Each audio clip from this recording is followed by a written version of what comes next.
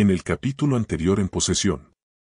El terror se apoderó de todos los que estaban en el bosque, que de a poco se iba transformando en el paraje de una película del viejo oeste, o al menos lo que un niño podría imaginar como tal.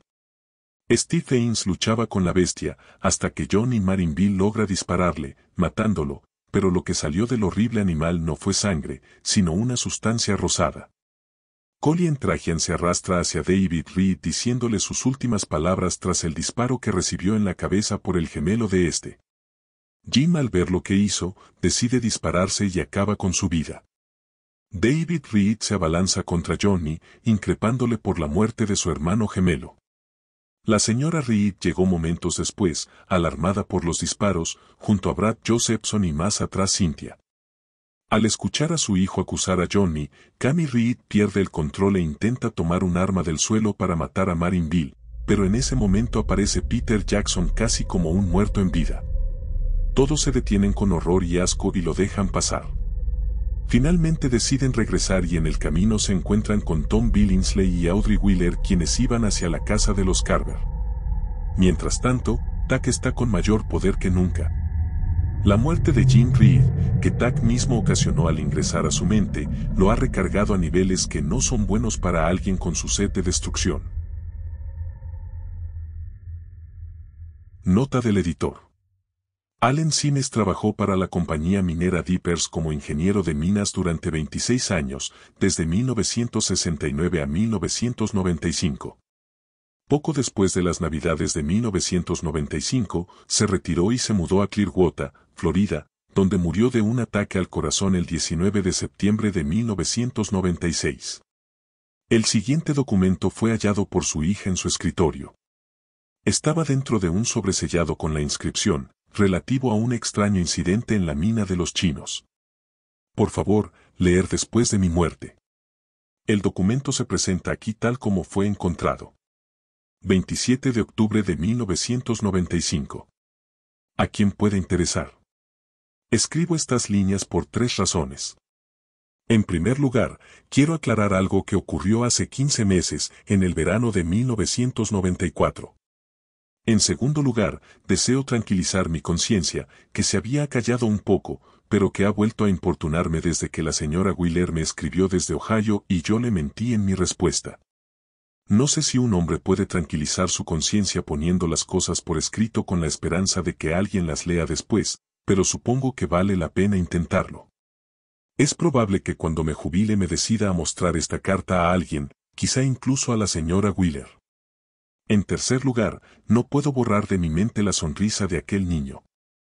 Su forma de sonreír. Le mentí a la señora Wheeler para proteger a la compañía y conservar mi trabajo, pero sobre todo porque podía mentirle. El 24 de julio de 1994 era domingo, el lugar estaba desierto y fui el único que los vio. Yo tampoco habría estado allí si no hubiera tenido que poner al día un montón de papeles atrasados. Cualquiera que crea que ser ingeniero de minas es solo viajes y diversión debería ver las toneladas de informes y formularios que he tenido que rellenar a lo largo de los años. La cuestión es que estaba acabando mi jornada cuando un todoterreno Volvo aparcó delante de la oficina y una familia entera bajó de él. Estaban tan contentos que uno hubiera dicho que se dirigían al circo. Parecían una de esas familias que salen por la tele después de ganar un sustancioso premio en un concurso. Eran 5, el padre, seguramente el hermano de la señora de Ohio, la madre, el hermano mayor, la hermana mayor y el hermano pequeño. Este último aparentaba unos 4 años, aunque cuando leí la carta de la señora Wheeler, fechada en julio de este año, descubrí que era algo mayor, solo que menudo para su edad. Los vi llegar desde mi escritorio, donde tenía un montón de papeles desperdigados. Permanecieron cerca del coche un par de minutos, señalando el terraplén situado al sur del pueblo, excitados como gallinas en una tormenta, hasta que el Benjamín arrastró a su padre a la caravana donde está la oficina. Todo esto ocurrió en nuestro cuartel general de Nevada, una caravana de doble ancho situada a unos 3 kilómetros de la carretera principal, la Interestatal 50, a las afueras de Desesperación. Un pueblo célebre durante la Guerra Civil por su mina de plata. En la actualidad nos ocupamos principalmente de la mina de los chinos, de donde estamos extrayendo cobre por extracción sólido-líquido. Los verdes nos acusan de agotar los recursos naturales, pero la cosa no es tan grave como ellos pretenden hacer creer. La cuestión es que el hermano pequeño empujó a su padre hasta los peldaños de la caravana y le oí decir: «Llama, papá, hay alguien dentro». «Lo sé». El padre pareció sorprenderse mucho, aunque yo no entendí por qué, pues mi coche estaba aparcado justo enfrente. Pronto descubrí que la sorpresa del padre no se debía a lo que había dicho el chiquillo, sino al simple hecho de que hubiera dicho algo. El padre miró al resto del clan y todos repitieron lo mismo: «Llama a la puerta, venga, llama a la puerta». Más contentos que unas Pascuas. Era una situación extraña y al mismo tiempo graciosa. Debo admitir que despertaron mi curiosidad. Alcanzaba a ver la matrícula del coche y no podía entender qué demonios hacía una familia de Ohio en las afueras de Desesperación un domingo por la mañana. Decidí que si el padre no se atrevía a llamar, saldría yo y charlaría un rato con él. Dicen que la curiosidad mata, pero, si es así, yo creo que la alegría de satisfacerla resucita.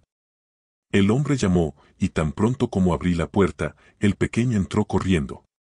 Fue directamente a la pared, hasta el mismísimo tablón de anuncios donde Sally pinchó la carta de la señora Garin cuando llegó con una nota que decía: «Alguien puede ayudar a esta mujer», en letras rojas y mayúsculas. El chiquilín tocó una tras otra las fotografías aéreas de la mina de los chinos colgadas en el tablón de anuncios. A cualquiera que no haya estado allí le resultará difícil comprender mi asombro ante aquella escena, pero créanme, era todo muy extraño. Como si el niño hubiera estado en la oficina al menos una docena de veces. «Aquí está, papá», dijo, señalando las fotografías. «Aquí está. Aquí está. Aquí está la mina de plata». «Bueno», dije, con una risita, «en realidad es una mina de cobre, hijo, pero has estado cerca».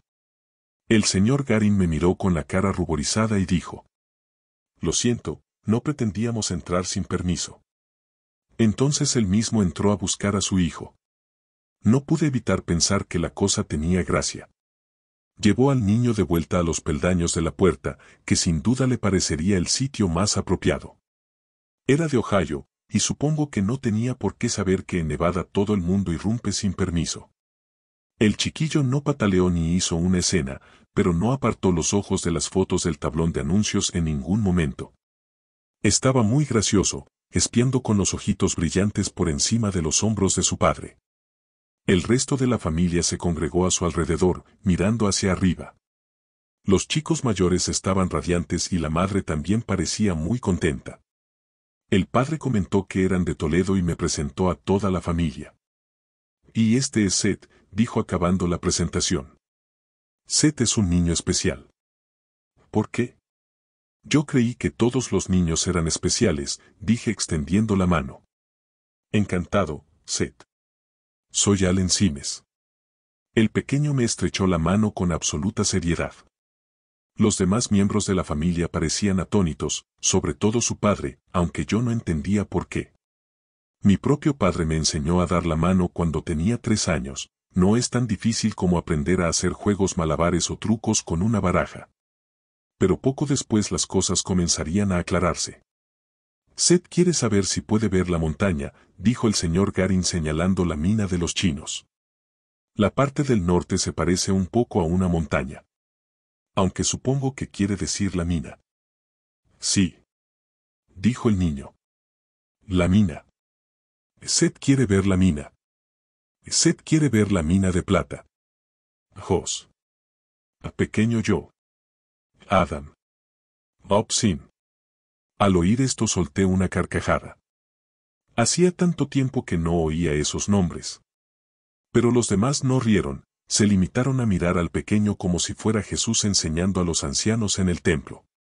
«Bueno», dije, «si quieres ver el rancho La Ponderosa, hijo, puedes hacerlo, aunque está bastante más al oeste. Hay viajes organizados, y hasta te llevan debajo de la tierra con vagonetas para mineros. El mejor es el Betty Carr, en Fallon. Sin embargo, no hay excursiones a la mina de los chinos. Es una mina en explotación y no resulta tan interesante como las viejas minas de oro y plata. Aquella pared que te pareció una montaña no es más que un gran agujero en el suelo. No creo que le entienda, señor Simes, dijo su hermano mayor. Es un buen chico, pero no es muy rápido. Y le dio un golpecito en la cabeza. Sin embargo, el pequeño entendió. Era evidente, porque se echó a llorar. No a los gritos, como mocoso malcriado, sino silenciosamente, como un niño que ha perdido algo que quiere de verdad. Los demás se quedaron tan desolados como si hubiera muerto el perro de la familia. La niña pequeña dijo que Seth nunca lloraba y eso aguzó aún más mi curiosidad. No entendía qué les pasaba, y me moría por saberlo. Ahora desearía no haberme metido en sus asuntos, pero lo hice. El señor Garin preguntó si podía hablar conmigo en privado y le respondí que sí. Dejó al niño con su mujer. El pequeño seguía llorando en silencio, con grandes lagrimones, y tuve la impresión de que en cualquier momento su hermana mayor iba a unirse a él. Entonces Garin entró en la caravana y cerró la puerta. En pocos minutos me dijo un montón de cosas acerca del pequeño Seth Garin, pero la más importante fue lo mucho que le querían. No es que lo dijera con palabras, si lo hubiera hecho, no habría confiado en ellas, pero lo demostraba. Dijo que Seth era autista, que casi nunca decía una palabra inteligible ni mostraba interés por las cosas normales, pero que cuando había visto la ladera norte de la mina de los chinos desde la carretera, había empezado a hablar sin parar, señalándola todo el tiempo. Al principio intentamos tranquilizarlo y seguí conduciendo, dijo Garin. Por lo general Seth no habla, pero de vez en cuando suelta un torrente de palabras ininteligibles. June las llama sermones. Sin embargo, cuando vio que no dábamos la vuelta ni aflojábamos la marcha, empezó a hablar. No solo palabras, sino frases enteras. Vuelve, por favor, Seth quiere ver la mina, Seth quiere ver a Jos, a Adam y al pequeño yo.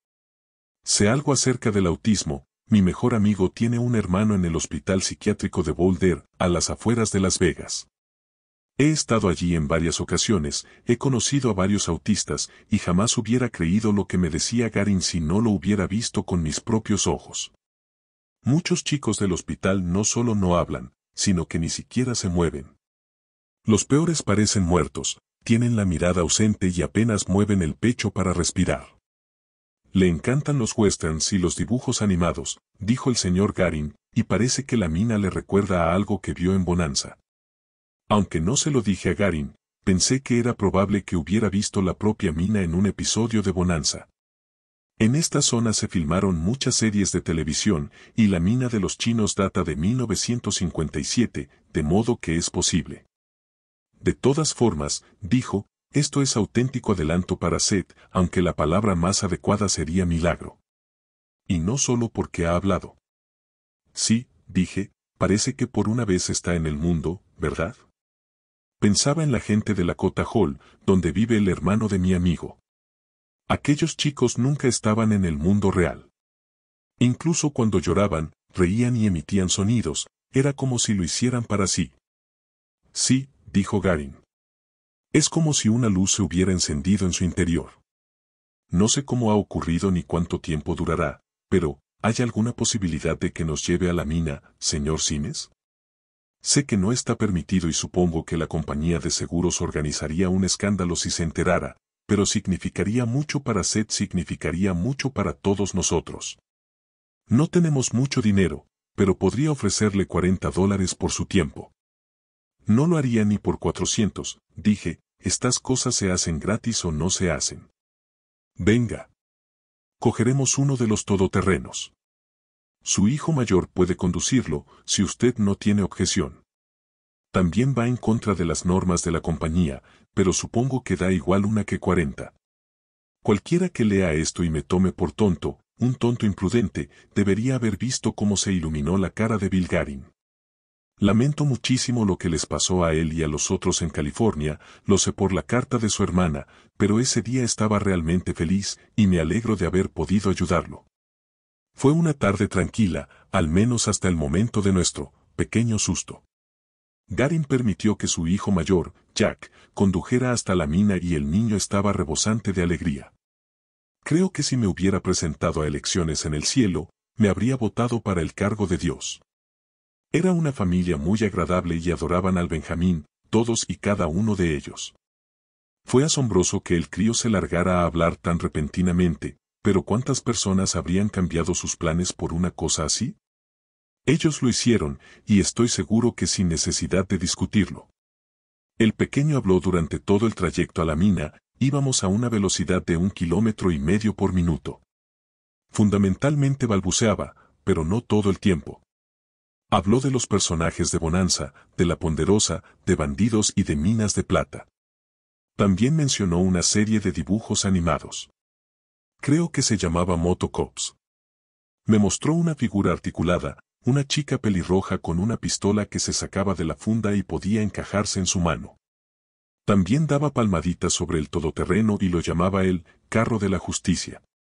Entonces Jack se hinchó detrás del volante, debía de estar conduciendo a unos 15 kilómetros por hora, y dijo: «Sí, y yo soy el coronel Henry». Atención, nos aproximamos al pasillo de la fuerza. Todos rieron y yo también. Lo cierto es que su alegría resultaba contagiosa. Estaba tan excitado que no pensé en lo que decía el niño hasta mucho después. El pequeño no paraba de hablar de la vieja mina. Supongo que si reparé en ello, debo de haber llegado a la conclusión de que era algo relacionado con Bonanza. En ningún momento se me pasó por la cabeza que hablaba de serpiente número 1, porque era imposible que supiera algo al respecto. Ni siquiera los habitantes de Desesperación estaban al tanto de lo que habíamos descubierto después de la explosión controlada de hacia una semana. Diablos, por eso tenía tanto papeleo pendiente un domingo por la tarde. Debía escribir un informe acerca de nuestro hallazgo y hacer una lista de las distintas medidas posibles.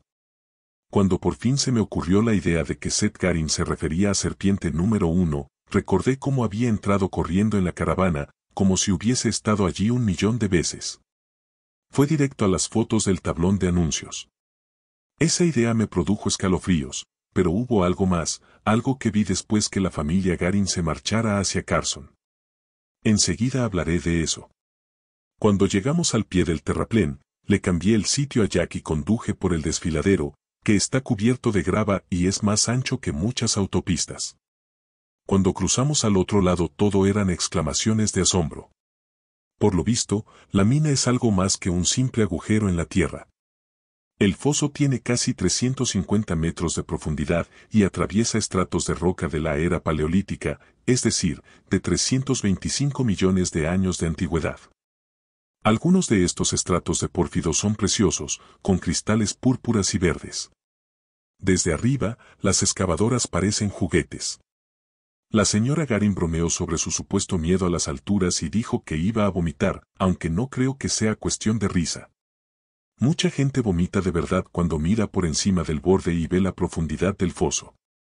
Entonces la niña pequeña, no recuerdo su nombre, pero quizá fuera Lois, señaló hacia abajo, hacia el agujero, y preguntó: ¿qué es ese agujero rodeado de cintas amarillas? Parece un enorme ojo negro. Es nuestro descubrimiento del año, dije. Algo tan importante que es secreto. Se los contaré si prometen no decírselo a nadie. No lo harán, ¿verdad? De lo contrario, podría meterme en un lío. Me lo prometieron, y pensé que podía confiar en ellos, pues solo estaban de paso. Además, supuse que al pequeño le gustaría oír hablar del asunto, teniendo en cuenta su pasión por Bonanza. En ningún momento se me ocurrió pensar que él ya lo sabía todo. ¿Por qué iba a pensar algo así? Esto es la vieja serpiente número 1, dije, al menos eso creemos. La descubrimos después de una explosión. La parte delantera se cavó en 1858. Jack Garin quiso saber qué había dentro. Le dije que no lo sabíamos. Las reglas de la Federación de Mineros nos impedían entrar. La señora Garin, June, preguntó si la compañía exploraría la mina más adelante, y dije que quizá, siempre y cuando nos dieran permiso. No les mentí, pero disfracé un poco la verdad. Habíamos rodeado el foso con cintas amarillas, como dispone la Federación, pero eso no significaba que ellos estuvieran al tanto de nuestro hallazgo. La descubrimos por casualidad durante una explosión en la ladera sur. Cuando el polvo se asentó, apareció la mina.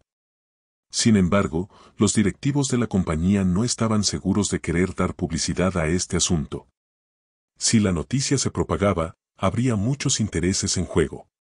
Según la leyenda, 40 o 50 chinos quedaron sepultados dentro cuando la mina se derrumbó, y de ser cierto, tenían que seguir allí, conservados como las momias de las pirámides egipcias.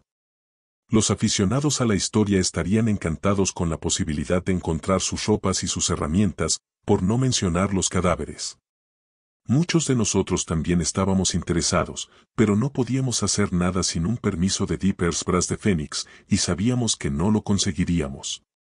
Dippers Brass no es precisamente una organización benéfica, y estoy seguro de que cualquiera que lea esto comprenderá que la minería, especialmente en esta época, es una operación de riesgo.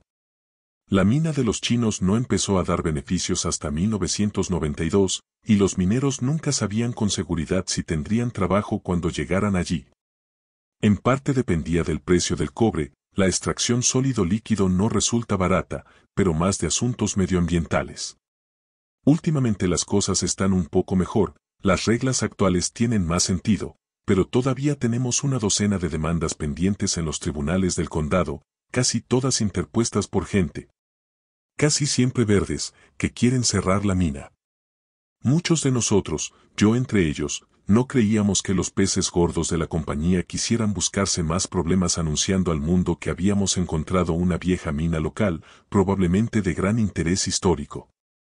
Como dijo Yvonne Batman, una colega de la mina, después de las explosiones. Sería muy propio de los amantes de los árboles intentar que la mina sea declarada monumento histórico por los federales o por la Comisión Histórica de Nevada. Es la mejor manera de acabar con nosotros, que es lo que siempre han querido. Quizá crean que nos comportábamos como paranoicos, muchos lo creen, pero cuando uno sabe como yo que hay 90 o 100 hombres que dependen de la mina para alimentar a sus familias, se vuelve prudente.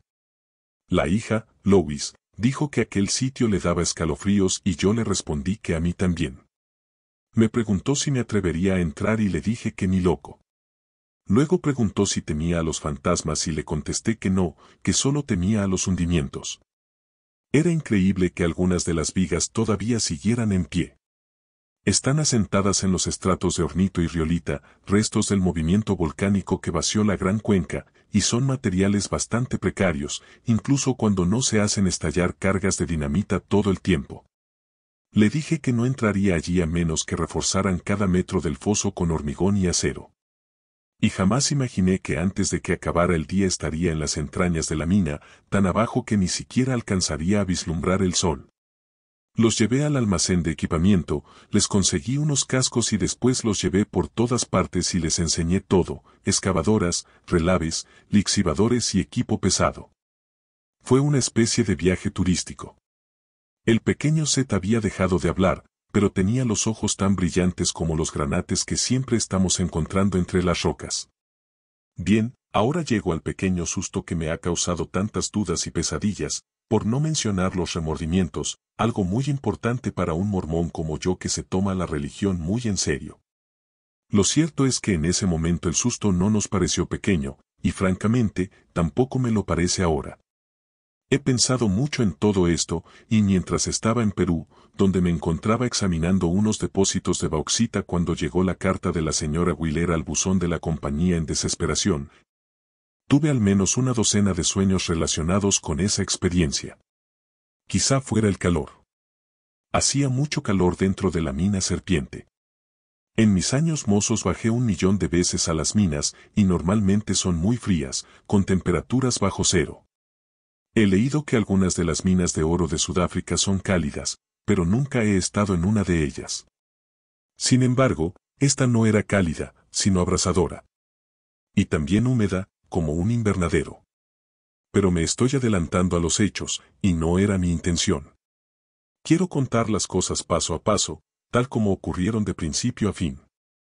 Gracias a Dios, no volverá a pasar nada similar. A principios de agosto, apenas 2 semanas después de los hechos que estoy relatando, la mina se hundió.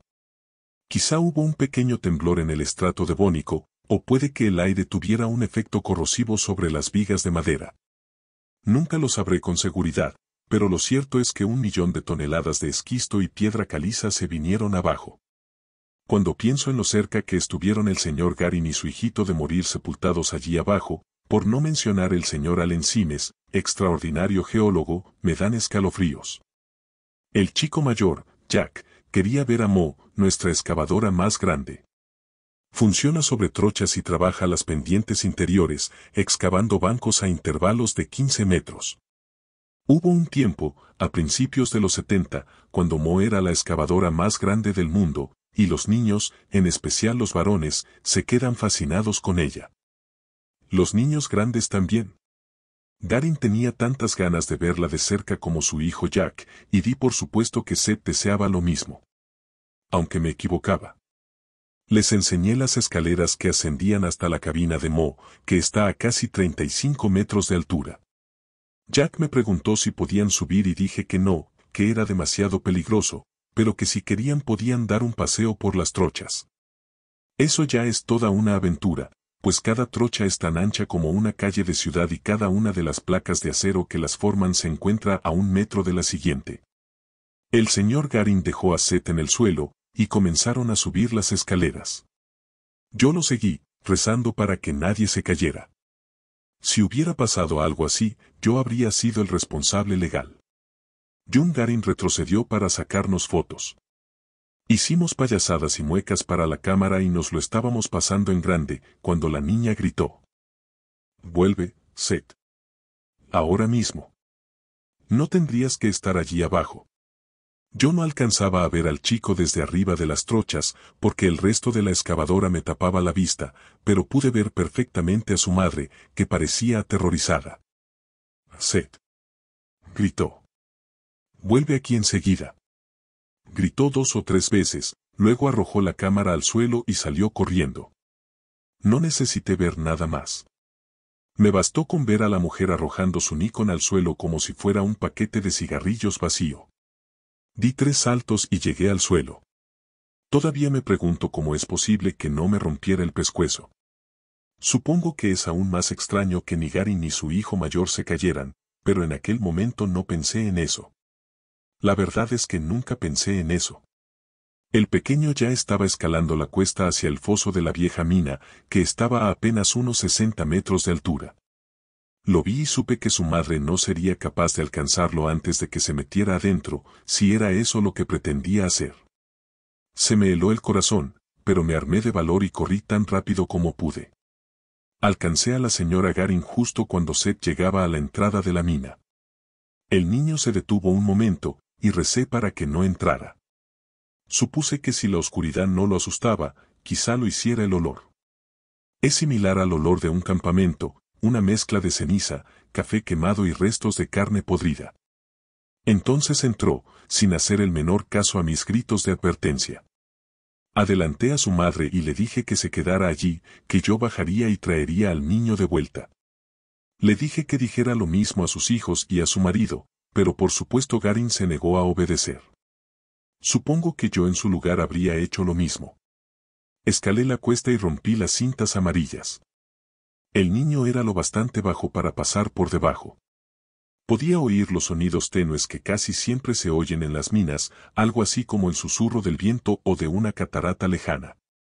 No sé qué es en realidad, pero no me gusta, nunca me ha gustado. No conozco a nadie que le guste. Es un sonido espectral. Aunque ese día oí un ruido que me gustó aún menos, una especie de chillido susurrante. No lo había oído las anteriores veces que había estado en el pozo, pero enseguida supe de qué se trataba, el roce del hornito contra la riolita. Es como si la tierra hablara. En los viejos tiempos, este sonido ahuyentaba a los mineros, porque significaba que la mina podía hundirse en cualquier momento. Supongo que los chinos que trabajaban en la Serpiente en 1858 o bien no sabían qué significaba aquel ruido o no se les permitía prestarle atención. Después de romper las cintas resbalé y caí de rodillas. Entonces vi algo en el suelo, una muñeca articulada de plástico, la chica de pelo rojo con su arma. Debió de caer del bolsillo del niño antes de que entrara en el foso y verla ahí entre los desechos, lo que nosotros llamamos ganga. Parecía un mal presagio. La recogí y me la metí en el bolsillo, y me olvidé de ella hasta después, cuando pasaron los nervios y se la devolví a su propietario. Se la describí a mi sobrino y me dijo que era una figura de Cassie Stiles, uno de los personajes de la serie Moto Cops de la que tanto hablaba el pequeño. Oí pasos sobre la grava detrás de mí, miré hacia atrás y vi al señor Garin subiendo la cuesta. Los otros 3 se quedaron apiñados abajo. La niña lloraba. «Vuelva atrás ahora mismo», dije. «El foso puede hundirse en cualquier momento. Tiene 130 años». «No me importa si tiene 1.000.000 de años», me contestó, sin detenerse. «Se trata de mi hijo y pienso ir a buscarlo». No me iba a quedar allí parado discutiendo con él. A veces lo único que uno puede hacer es seguir moviéndose, seguir adelante y esperar que Dios nos proteja. Y eso es lo que hicimos. En mis años como ingeniero de minas he estado en lugares aterradores, pero los 10 minutos que pasé en la Serpiente, quizá fueran más o menos, pues perdí toda noción del tiempo, fueron los peores de mi vida. El agujero descendía en ángulo, y cuando apenas habíamos recorrido 20 metros, no alcanzábamos a ver la luz del sol. El olor del lugar, a cenizas, café viejo y carne quemada, se volvía cada vez más penetrante y eso también me extrañó. A veces las minas despiden un olor mineral, pero eso es todo. El suelo que pisábamos estaba cubierto de escombros y teníamos que tener mucho cuidado para no tropezar y caer de bruces. Los soportes y vigas estaban cubiertos de figuras chinas, algunas talladas en la madera, pero la mayoría pintadas con humo de velas. Cuando uno ve algo así comprueba que lo que dicen los libros de historia es verdad, que no son fantasías, y el pasado cae sobre uno como un enorme peso. Garin gritaba llamando al chico, diciéndole que volviera, que estaba en peligro. Pensé en decirle que el sonido de su voz podía hacer que las paredes se desmoronaran, igual que los gritos en las montañas pueden producir avalanchas de nieve, pero no lo hice. No habría podido contenerse. Solo podía pensar en el niño. Siempre llevo conmigo un llavero con una tijerilla plegable, una lupa y una pequeña linterna. Quité la funda de la linterna y alumbré el camino.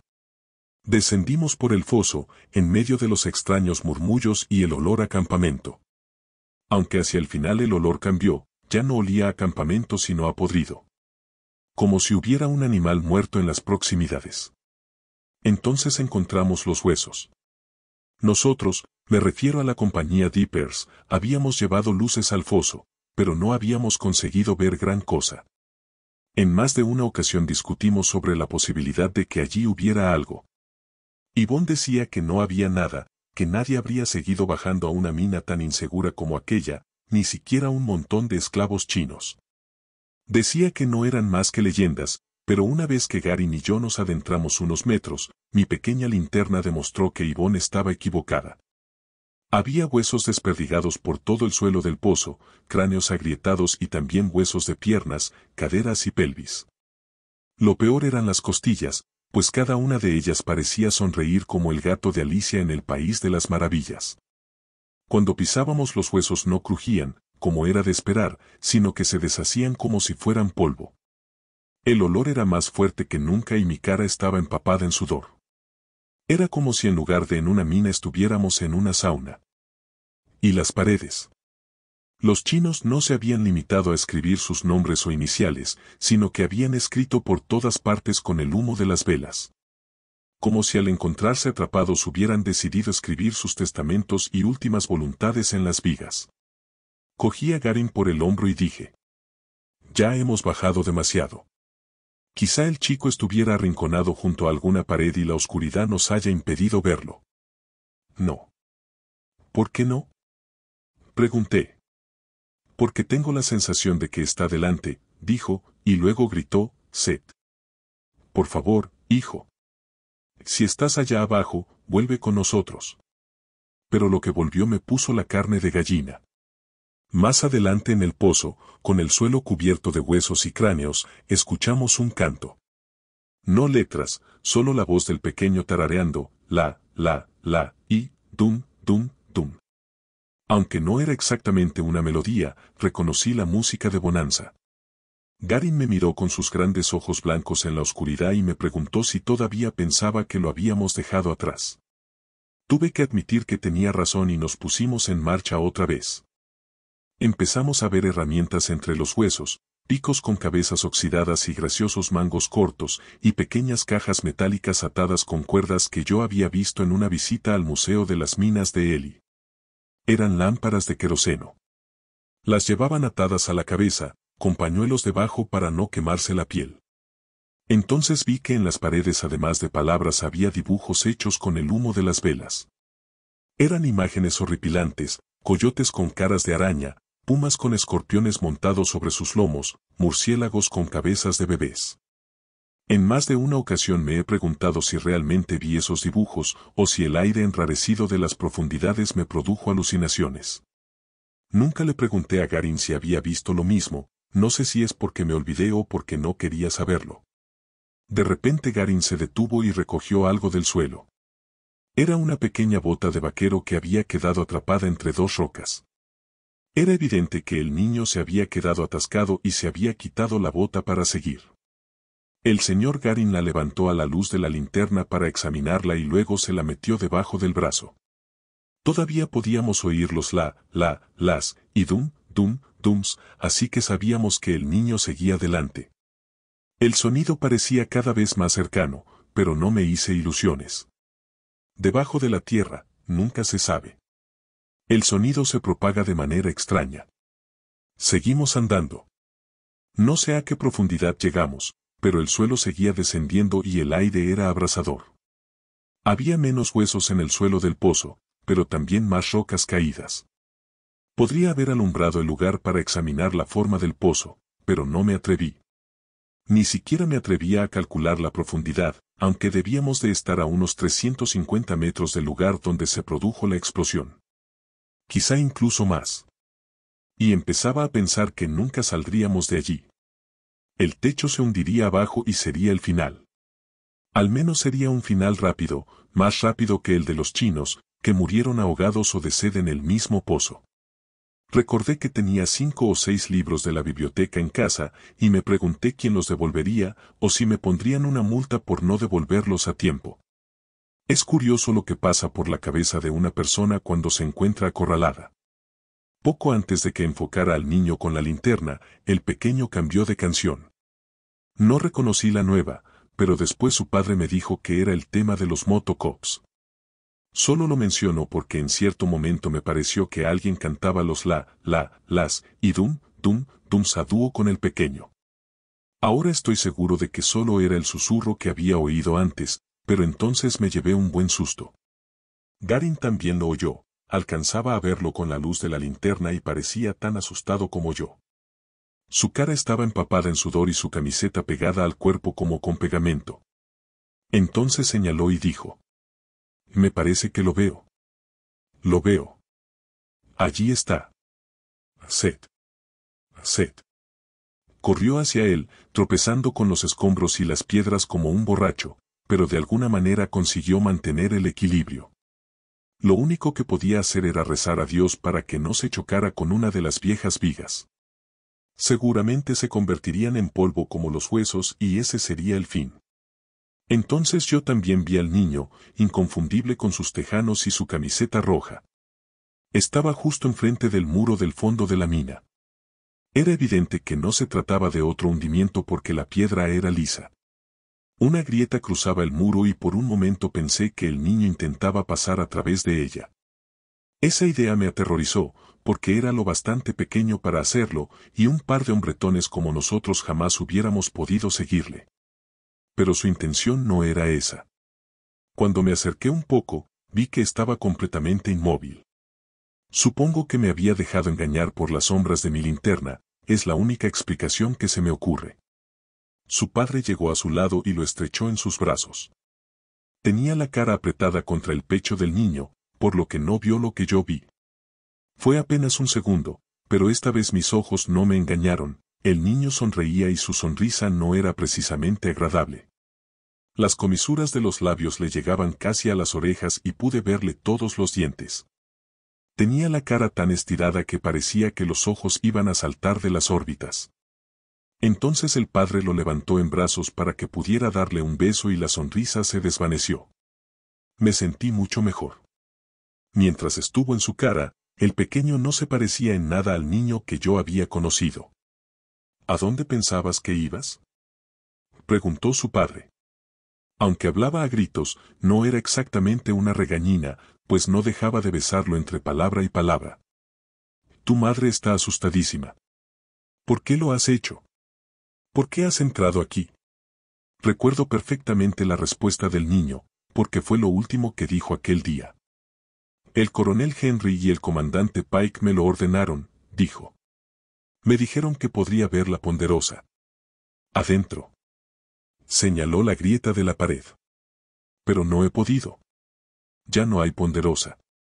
Entonces apoyó la cabeza en el hombro de su padre y cerró sus ojos, como si estuviera agotado. Volvamos, dije, yo iré detrás y por la derecha para iluminar el camino. No vaya muy lento, pero tampoco corra. Y por favor, intente no tropezar con las vigas. Una vez que rescatamos al niño, el rumor del suelo pareció crecer. Hubiera jurado que también oía crujir la madera. No suelo imaginarme cosas, pero daba la intención de que la mina intentaba hablarnos, decirnos que saliéramos mientras estuviéramos a tiempo. Antes de irnos no pude evitar iluminar la grieta por última vez. Cuando me incliné sentí una corriente de aire, de modo que aquella no podía ser la pared del fondo, había algún tipo de abertura al otro lado. Tal vez una cueva. El aire que salía de ella era tan caliente como el de un horno y tenía un olor espantoso. Di una bocanada y contuve la respiración para no vomitar. Era el mismo olor de campamento, aunque 1000 veces más fuerte. Me he devanado los sesos preguntándome cómo es posible que oliera tan mal a esas profundidades. El aire fresco es lo único que puede hacer que las cosas apesten de ese modo, y eso quiere decir que allí abajo había algún tipo de corriente. Sin embargo, Dippers ha estado excavando en este sitio desde 1957, y si hubiera habido una corriente tan fuerte como para crear ese olor, seguramente la habrían descubierto y seguido para averiguar su procedencia.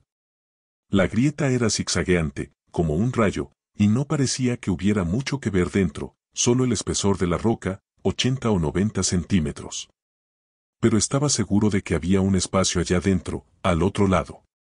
Además, estaba ese aire caliente. Me pareció ver un montón de puntos rojos danzando en el interior de la roca, pero debe haber sido mi imaginación, porque en cuanto pestañeé, desaparecieron. Me giré hacia Garin y le dije que se pusiera en marcha. En un momento, deme solo un momento, respondió. Había cogido la bota de vaquero negra del chico y se la estaba poniendo. Fue una escena muy tierna, la mayor demostración de amor paternal que he visto en mi vida. Listo, dijo cuando acabó. Vamos. Bien, respondí, adelante. Caminábamos a toda prisa, pero a pesar de ello parecía que el foso no se acababa nunca. En los sueños de que he hablado, siempre veo el pequeño círculo de mi linterna alumbrando cráneos. No vi tantos cuando estuve allí dentro, y algunos de ellos estaban rotos, pero en mis sueños aparecen miles, apilados de pared a pared como huevos en un cartón, y todos sonríen como el niño cuando lo recogió su padre. En sus ojos veo puntos rojos danzando como las chispas de un fuego incontrolado. Fue una caminata espantosa de principio a fin. Seguía mirando hacia adelante, esperando ver la luz del día, y tengo la sensación de que pasó una eternidad antes de que llegara ese momento. Cuando finalmente la vi, un pequeño cuadrado de luz que podría haber tapado con el pulgar, me pareció que el susurro de las rocas era más fuerte que nunca. Y me hice a la idea que el pozo esperaría hasta que estuviésemos casi fuera para caer sobre nosotros, como una mano cruel sobre una mosca. Como si un agujero en el suelo pudiera pensar. Pero cuando uno se encuentra en una situación como esa, la imaginación se desborda. En las profundidades, el sonido se comporta de una manera extraña, y la mente también. Debo decir que aún tengo una sensación rara cuando pienso en esa mina. No puedo decir que estuviera encantada, no admitiría algo así ni siquiera en un escrito como este, que quizá no lea nadie, pero tampoco diré lo contrario. Después de todo, ¿hay un lugar más adecuado para encontrar fantasmas que una mina llena de hombres muertos? Pero lo que vi al otro lado del muro, si es que vi algo, esos puntos rojos danzando, no eran fantasmas. Los últimos 30 metros fueron los más difíciles. Tuve que contenerme para no adelantar a Garin y correr fuera de la mina, y a juzgar por la expresión de su cara, creo que a él le pasó lo mismo. Pero no lo hicimos, supongo que porque los dos sabíamos que si aparecíamos corriendo hubiésemos asustado aún más a la familia. Salimos andando como auténticos valientes, Garin con su hijo adormilado en brazos. En eso consistió nuestro pequeño susto. La señora Garin y los dos hermanos mayores lloraban, pero todos se lanzaron a consolar a Seth, acariciándolo y besándole como si el niño realmente estuviera allí. El pequeño se despertó y sonrió, pero no dijo una palabra más, solo emitió una especie de balbuceo. El señor Garin caminó con paso tambaleante hasta el polvorín, el pequeño cobertizo metálico donde guardamos el material explosivo, y se sentó con la espalda apoyada sobre uno de los lados. Se abrazó las rodillas y dejó caer la cabeza sobre ellas. Sabía perfectamente cómo se sentía. Su mujer le preguntó si se encontraba bien, y él dijo que sí, que solo necesitaba descansar y recuperar el aliento. Pedí a la señora que llevara a los niños de vuelta al todoterreno. Dije que a lo mejor Jack quería mostrarle la excavadora a su hermanito. Ella rió como cuando alguien hace un chiste que no tiene gracia y dijo: «Me parece que ya hemos tenido suficientes aventuras por hoy, señor Simes. Espero que no lo tome mal, pero lo único que quiero hacer es salir de este lugar». Le dije que lo entendía, pero ella también entendió que quería tener una pequeña charla con su marido antes de que nos separáramos. Además, yo también necesitaba un descanso. Sentía las piernas como si fueran de goma. Fui hasta el polvorín y me senté junto a Garin. «Si comunicamos esto va a haber muchos problemas», dije. «Para la compañía y también para mí. Quizá no me despidan, pero...». «No pienso decir una sola palabra al respecto», dijo, levantando la cabeza y mirándome fijamente. «No creo que nadie piense mal de él si añado que estaba llorando. Creo que cualquier padre habría llorado después de un susto semejante con su hijo. Yo también me sentía al borde de las lágrimas, y eso que acababa de conocerlos. Cada vez que pienso en la ternura de Garin mientras le ponía la bota a su hijo, se me hace un nudo en la garganta. «Se lo agradecería mucho», dije. «Tonterías», repuso él. «No sé cómo darle las gracias por lo que ha hecho. No sé por dónde empezar». Me sentía un poco avergonzado. «Vamos», dije, «lo hicimos juntos, y lo que importa es que todo ha acabado bien». Le ayudé a levantarse y caminamos hacia donde estaban los otros. Poco antes de llegar, me cogió del hombro y me detuvo. «No deberían permitir que nadie baje a esa mina», dijo. «Ni siquiera si los ingenieros aseguran las vigas. Allí dentro hay algo malo». «Lo sé», dije.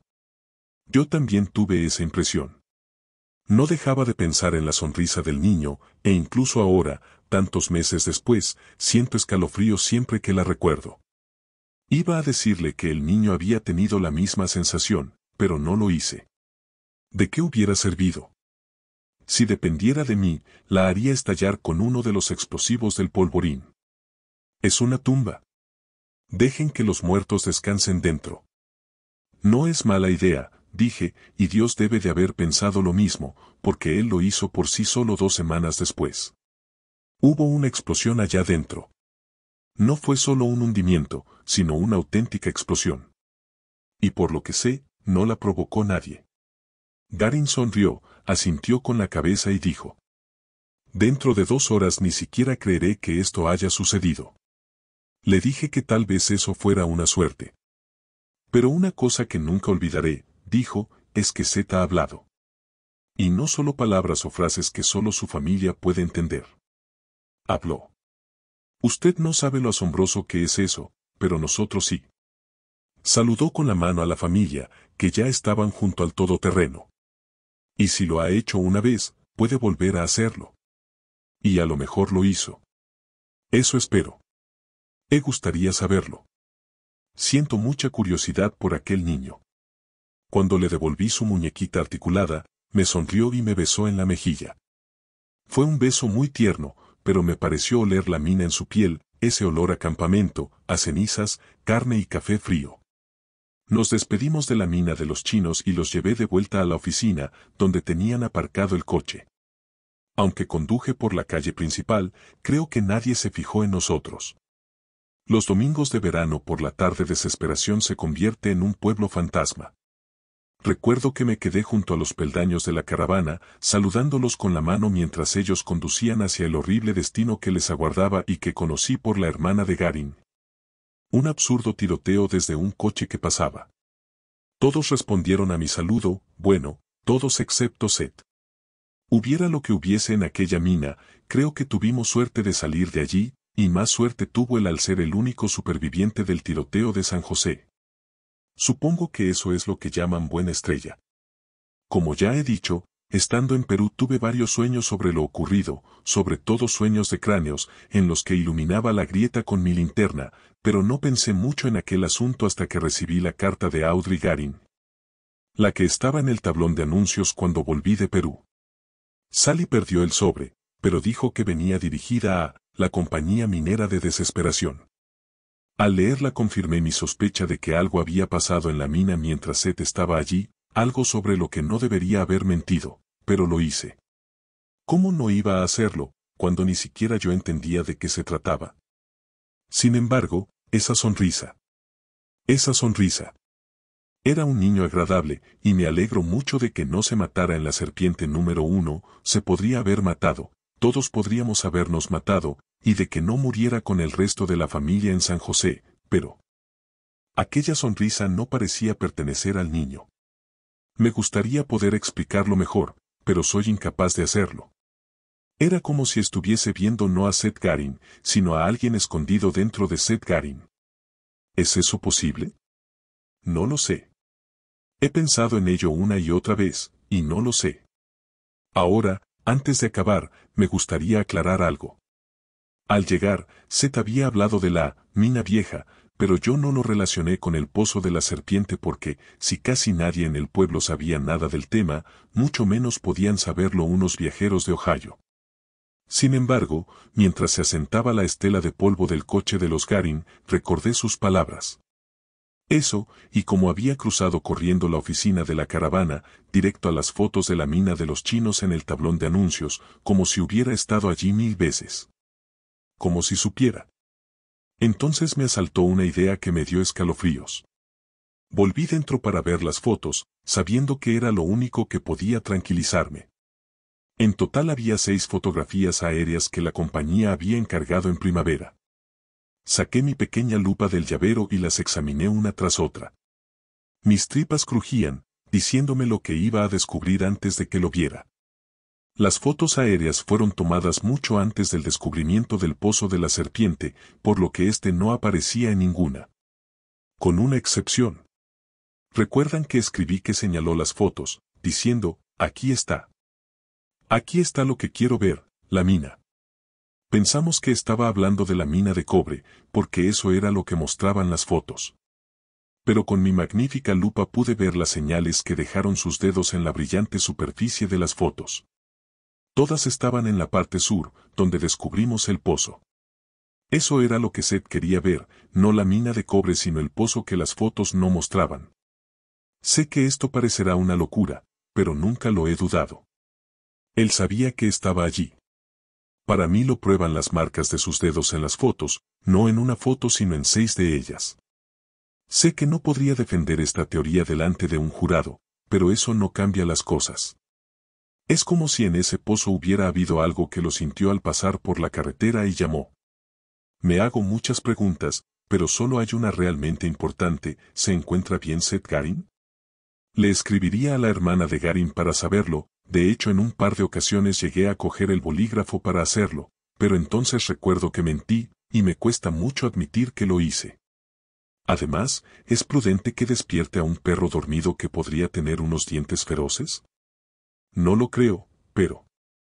Quizá debería decir algo más, pero no se me ocurre nada. Siempre vuelvo a la sonrisa. No me gustó esa sonrisa. Esta es una versión fidedigna de lo ocurrido, Dios, si al menos supiera qué fue lo que vi. Firmado por Allen Simes. Capítulo 11. 1. El viejo Doc fue el primero en llegar a la valla trasera de los Carver. Sorprendió a todo el mundo, incluido a sí mismo, trepando cómodamente, solo necesitó un único empujón en el trasero por parte de Johnny para ponerse en marcha. Al llegar arriba se detuvo durante un par de segundos para apoyar las manos a su gusto. A Brad Josephson le pareció un mono flaco a la luz de la luna. Se dejó caer al suelo y se oyó un suave gruñido al otro lado de la valla. ¿Estás bien, Doc?, preguntó Audrey. Sí, respondió Billingsley. Como unas Pascuas. ¿Verdad, Susie? Sí, confirmó nerviosamente Susie Geller. Después, a través de la valla, dijo, señora Wheeler, ¿es usted? ¿De dónde viene? No creo que eso importe en este momento. Necesitamos. ¿Qué ha ocurrido ahí fuera? ¿Está bien todo el mundo? Mi madre tiene un humor de 1000 demonios. ¿Está bien todo el mundo? Era una pregunta que Brad no quería responder ni, al parecer, nadie más. ¿Señora Reed?, preguntó Johnny. David es el siguiente. Después usted. Cami le dirigió una mirada fría y se volvió hacia Dave. Volvió a murmurarle algo al oído, acariciándole el pelo mientras hablaba. Dave escuchó con expresión preocupada y luego respondió con un murmullo lo bastante alto para que Brad lo oyera. No quiero. La mujer volvió a murmurar algo, esta vez con más vehemencia. Brad captó las palabras, tu hermano, casi al final. Esta vez, Dave se incorporó, se agarró a la parte superior de la valla y saltó al otro lado. Por lo que Brad pudo ver, lo hizo sin reflejar ninguna emoción, excepto una expresión de ligera incomodidad en la cara. Cami fue la siguiente, ayudada por Audrey y Cynthia. Cuando llegó arriba, Dave extendió los brazos para recogerla. Cami se deslizó entre ellos sin intentar agarrarse a la valla, ni siquiera por seguridad. Brad tuvo la impresión de que a esas alturas le daba igual caer. Tal vez incluso romperse el cuello.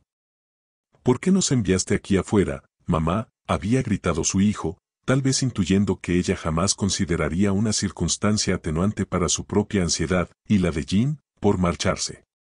Cami siempre se culpaba de todo y él siempre se lo permitía de buena gana. Brad.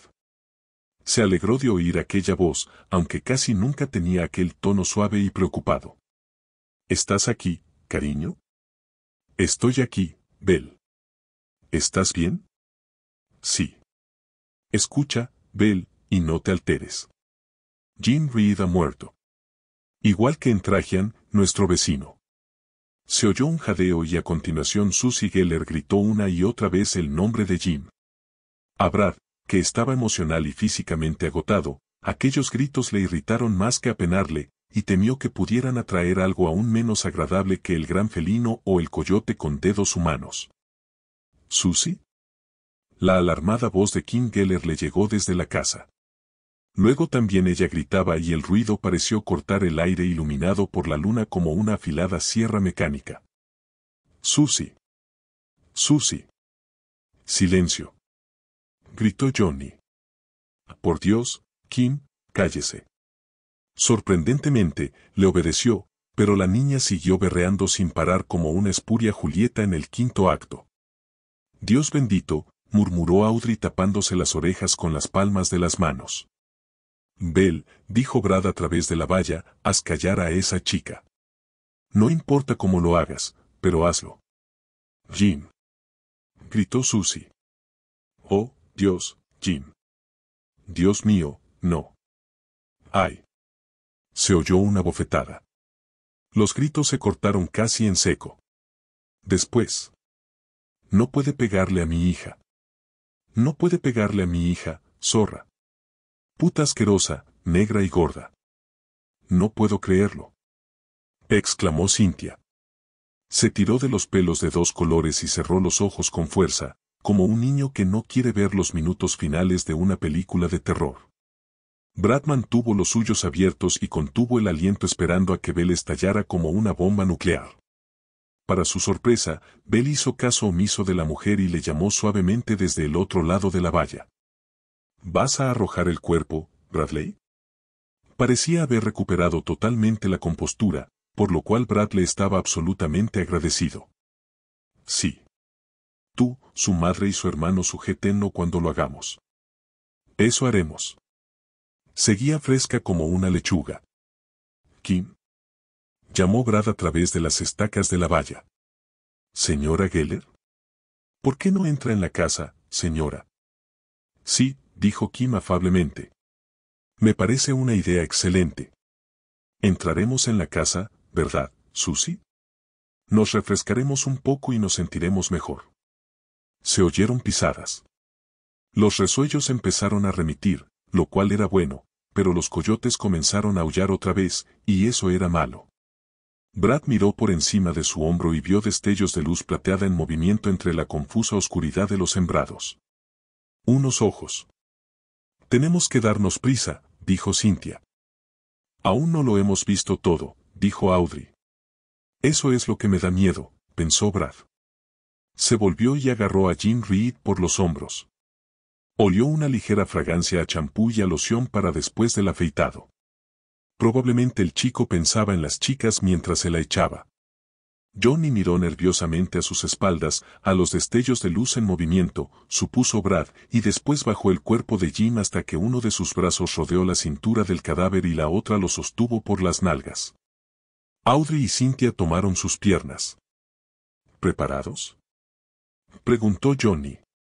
Todos asintieron. A la de 3, entonces. 1, 2, 3. Alzaron el cuerpo como si fueran un equipo de remo con la barca a cuestas. Por un horrible instante, Brad pensó que su espalda, que había soportado una barriga vergonzosamente grande durante los últimos 10 años, iba a agarrotársele. Pero lograron subir enseguida el cuerpo de Jim hasta el borde de la valla. Los brazos del muerto colgaban uno a cada lado, con la postura de un acróbata de circo que invita al aplauso en el momento culminante de una fabulosa pirueta. Sus palmas abiertas reflejaban toda la luz de la luna. Junto a Brad, Johnny parecía al borde de un paro cardíaco. La cabeza de Jim rodó hacia atrás flácidamente. Una gota de sangre medio coagulada cayó sobre la mejilla de Brad. Por alguna descabellada razón le recordó a la jalea de menta, y su estómago se encogió como una mano en un guante demasiado estrecho. «Ayúdennos», jadeó Cynthia. «Por el amor de Dios, que alguien». Por el borde de las estacas romas de la valla aparecieron dos manos y se detuvieron un instante, después se separaron en dedos que aferraron la camisa de Jim y el cinturón de sus pantalones cortos. En el momento en que Brad decidía que no podría sostener el cadáver ni un segundo más, hasta ahora nunca había entendido realmente el concepto de peso muerto, alguien tiró de él. Se oyó un golpetazo considerable y, a cierta distancia, el jardín trasero de los Carver, supuso Brad. Susie Geller dejó escapar otro breve grito. Johnny le miró, y Brad hubiera jurado que el hombre sonreía. Suena como si lo hubieran dejado caer, dijo Johnny en voz baja. Se enjugó el sudor de la cara con una manga y luego bajó el brazo. La sonrisa, si es que alguna vez estuvo allí, había desaparecido. Mierda, dijo Brad. Sí. Mierda con patatas. Doc. Llamó Cynthia en voz baja. Tómelo. No se preocupe, el seguro está puesto. Levantó el rifle por el cañón, poniéndose de puntillas para hacerlo pasar por encima de la valla. Ya lo tengo, dijo Billingsley. Después, en voz más baja, esa mujer y su estúpida hija han entrado finalmente en la casa. Cynthia trepó la valla y se dejó caer sin dificultad al otro lado. Audrey necesitó un empujón y una mano en su cadera para equilibrarse, pero también consiguió pasar. Steve fue el siguiente, utilizando como trampolín las manos de Brad y Johnny entrelazadas y sentándose un momento sobre la valla, esperando a que el dolor de sus agarrotados hombros remitiera un poco. Cuando lo hizo, pasó las piernas al lado de la casa de los Carver y se dio impulso, saltando más que dejándose caer. «No puedo subir ahí», dijo Johnny. «Imposible. Si hubiera una escalera en el garaje». «Ju. Sonó casi directamente detrás de ellos. Los hombres se echaron uno en brazos del otro con la espontaneidad de dos niños. Brad volvió la cabeza y vio unas siluetas que se aproximaban, cada una de ellas visible detrás de un par de aquellos destellos de luna semicirculares. «Cynthia», gritó Johnny. «Dispare el arma». La respuesta que recibió sonaba insegura y asustada. «¿Quiere decir que vuelva a asaltarla?» «No, no. Dispare al cielo». Ella apretó el gatillo 2 veces y las detonaciones retumbaron en el seco aire. El acre olor de la pólvora se filtró a través de las estacas de la valla. Las siluetas que se acercaban hacia ellos se detuvieron. No retrocedieron, pero al menos se detuvieron. ¿Te has cagado, John?, preguntó quedamente Brad. Johnny miraba hacia atrás, a las siluetas sumidas en sombras. En su boca había una extraña sonrisa temblorosa. «No», dijo. «Voy por el segundo pedo». «¿Yo? ¿Qué haces?» «¿A ti qué te parece?», exclamó Brad. Se había puesto a gatas al pie de la valla. «Deprisa, hombre». Johnny puso un pie sobre su espalda. «Jesús», dijo. «Me siento como el presidente de Sudáfrica». Al principio, Brad no lo entendió. Cuando lo hizo, empezó a reír con suavidad. La espalda le dolía como el demonio. Johnny Marinville parecía pesar al menos 200 kilos, y sus tacones parecían estar abollando la maltrecha columna vertebral de Brad. Pero siguió riendo, sin poder evitarlo. Allí tenía a un intelectual norteamericano blanco educado en uno de los mejores colegios privados utilizando a un negro como taburete. Si aquello no era la idea del infierno de un liberal, Brad jamás había oído ninguna. Pensó en gemir y gritar, «¡Aprisa, amo! Está matando a este pobre negro», y sus risitas se transformaron en sonoras carcajadas. Le aterrorizaba la idea de perder una parte de su tierno culo, ahora muy expuesto, por culpa de uno de aquellos malparidos de los bosques, pero reía de todos modos. «Le cantaré los coros de Old Black Joe», pensó, y aulló él también como un coyote. De sus ojos brotaron lágrimas y golpeó el suelo con los puños. «Brad, ¿qué te pasa?», susurró Johnny desde las alturas. «No te preocupes», dijo sin dejar de reír. «Pero bájate de mi espalda, coño. ¿Qué llevas en los zapatos? ¿Clavos?». Afortunadamente, pronto se liberó del peso de Johnny. Se oyeron unos roncos sonidos mientras el escritor se esforzaba por pasar la pierna por encima de la valla. Brad se puso en pie, superó otro momento de pánico cuando su espalda pareció a punto de agarrotarse y colocó un carnoso hombro bajo el culo de Johnny. Instantes después oyó otro gruñido debido al esfuerzo y un grito ahogado cuando Johnny descendió al otro lado. Con lo cual se quedó completamente solo y sin taburete. Brad miró hacia el borde de la valla y le pareció que mediría unos 20 metros de altura. Se volvió y vio que las siluetas avanzaban otra vez, formando un semicírculo cada vez más estrecho a su alrededor. Cogió 2 de las estacas y en ese momento oyó un ladrido a su espalda. La hojarasca crepitó. Volvió a mirar por encima de su hombro y vio un animal más parecido a un jabalí que a un coyote, algo que parecía el dibujo mal hecho de un niño, un simple garabato apresurado que de algún modo había cobrado vida. Sus patas eran de distintos tamaños y acababan en muñones romos, nada parecidos a zarpas o dedos. La cola parecía brotar del centro de la espalda. Los ojos eran círculos plateados y el hocico un morro de cerdo. Solo sus dientes parecían reales y unos enormes colmillos se asomaban a ambos lados de la boca de la bestia. Brad sintió una descarga de adrenalina como si le hubieran inyectado el contenido de una de las jeringas de caballo del viejo Doc. Se olvidó por completo de su espalda y saltó hacia arriba, recogiendo las rodillas entre el pecho y la valla, en el preciso momento en que la bestia embestía. Chocó justo debajo de sus pies, con la fuerza suficiente para sacudir toda la valla. Luego, Johnny cogió una de sus muñecas, Dave Reed la otra y Brad se izó hasta la parte superior de la valla, dejando atrás una generosa cantidad de piel. Intentó pasar la pierna por encima de la valla, pero se golpeó el tobillo contra una de las estacas romas. Después cayó, desgarrándose un lado de la camisa en su infructuoso esfuerzo por agarrarse de la valla con la mano derecha. Se soltó justo a tiempo para evitar romperse el brazo, pero cuando aterrizó, en parte sobre Johnny, pero principalmente sobre su admirablemente acolchada esposa, notó un hilillo de sangre en la axila. ¿Y si te quitaras de encima, cariño? Preguntó la mismísima dama admirablemente acolchada con voz entrecortada. Es decir, si no tienes inconveniente. Brad se arrastró hacia un lado, se desplomó y rodó de espaldas. Miró hacia arriba, a unas llameantes y extrañas estrellas que se encendían y apagaban como los farolillos que ponían cada año en las principales calles de la ciudad el día siguiente al de Acción de Gracias. Si lo que estaba mirando eran verdaderas estrellas, él era el rey de Prusia. Pero estaban allí arriba igualmente. Sí, justo sobre su cabeza. ¿Cómo no iba a ser mala su situación, si el mismísimo cielo formaba parte de la conspiración? Brad cerró los ojos para no verlas más.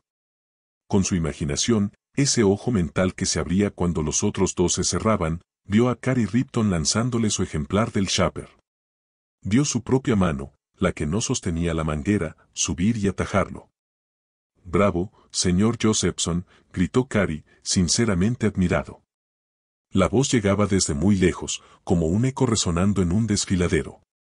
Más cerca, al otro lado de la valla, oyó aullidos en el bosque, que ahora era un desierto.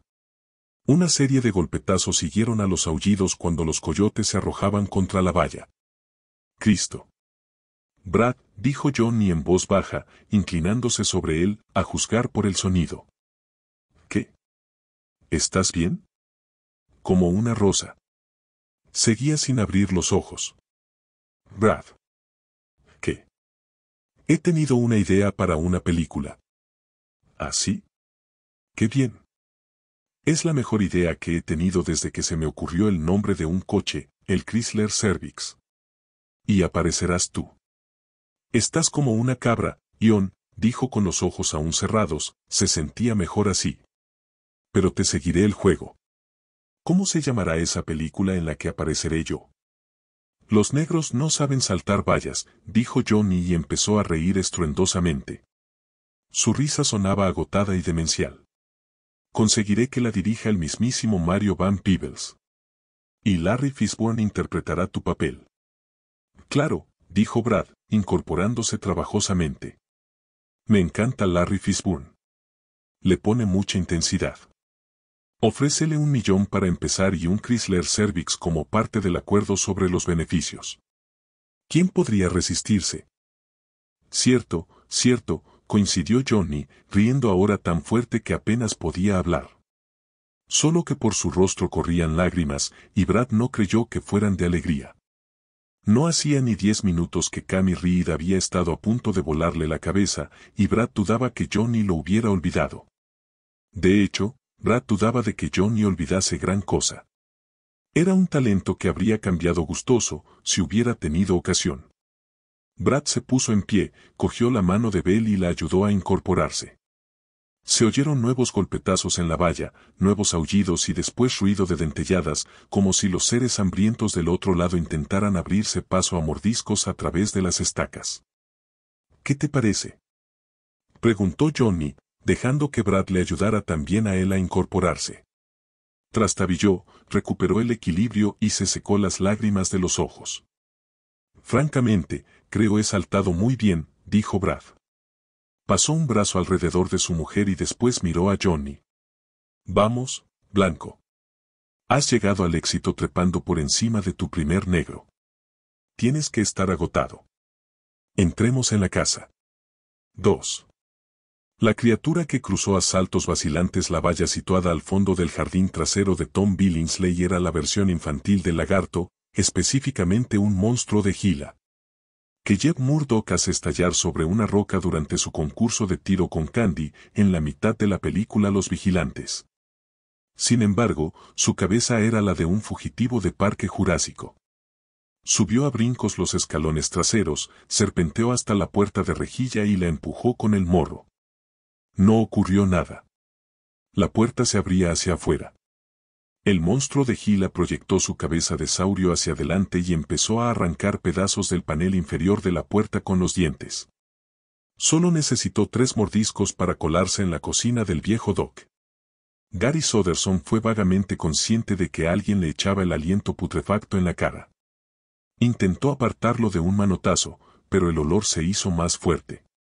Alzó una mano, tocó algo similar a un zapato de piel de cocodrilo, un zapato de cocodrilo muy grande, y abrió los ojos.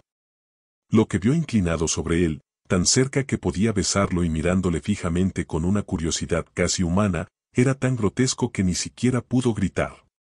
Los ojos del ser reptiliano eran de un vivo color naranja. Ya está aquí, pensó Gary, mi primer ataque importante de delirium tremens. Al abordaje, muchachos, alcohólicos anónimos a la vista. Cerró los ojos.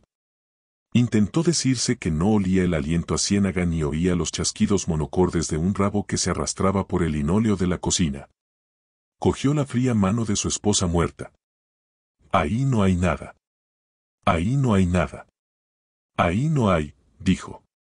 Antes de que pudiera repetirlo por tercera vez, y todo el mundo sabe que a la tercera va la vencida, el monstruo le clavó los dientes en la garganta y se la desgarró.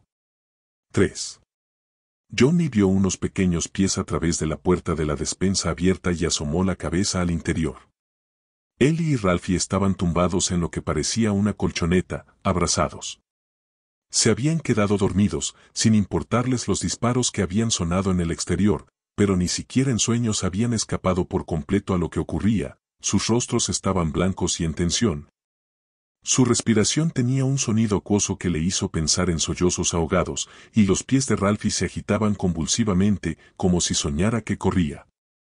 Johnny supuso que Ellen debió encontrar la colchoneta y la llevó a la despensa para que ella y su hermano pequeño se tumbaran. Sin duda, Kim Geller no lo había hecho. Kim y su hija habían vuelto a su sitio junto a la pared, solo que ahora se sentaban en las sillas de la cocina y no en el suelo. ¿Jim está realmente muerto?, preguntó Susie, mirando a Johnny con los ojos húmedos cuando entró detrás de Brad y Belinda. No puedo creerlo. Estábamos jugando con el disco de playa, como de costumbre, y esta noche íbamos a ir al cine. Johnny perdió la paciencia por completo con ella. ¿Por qué no sales al porche trasero y echas una ojeada tú misma? ¿Por qué se comporta como un cerdo?, preguntó Kim, enfadada. Mi hija nunca ha pasado por un trauma tan grave como este. Ha sufrido un profundo shock. No es la única, dijo Johnny. Y ya que lo menciona. Déjelo correr, hombre, lo último que necesitamos es una pelea, dijo Steve Haynes. Sin duda era cierto, pero a Johnny ya no le importaba. Apuntó con un dedo a Kim, quien le devolvió la mirada con ojos encendidos y rencorosos. Y ya que lo menciona, la próxima vez que llame negra puta a Belinda Josephson le haré tragar los dientes de un puñetazo. Ah, vaya. No crea que me asusta, dijo Kim, y puso los ojos en blanco con una expresión teatral. Basta, Ion, dijo Belinda, y le cogió del brazo. Déjalo ya. Tenemos cosas más importantes que... Puta negra y gorda, dijo Kim Geller. No miraba a Belinda cuando lo dijo, sino a Johnny. Sus ojos seguían llameando, pero ahora sonreía.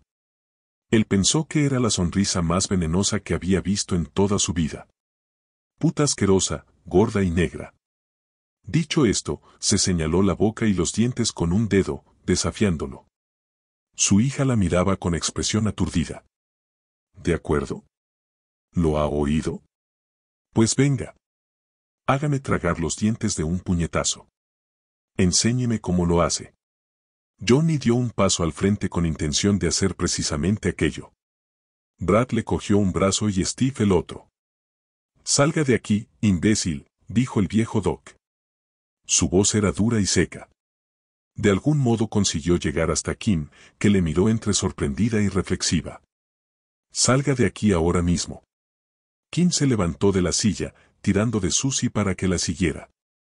Durante un momento pareció que iban a entrar en la sala, pero Susie retrocedió en el último momento.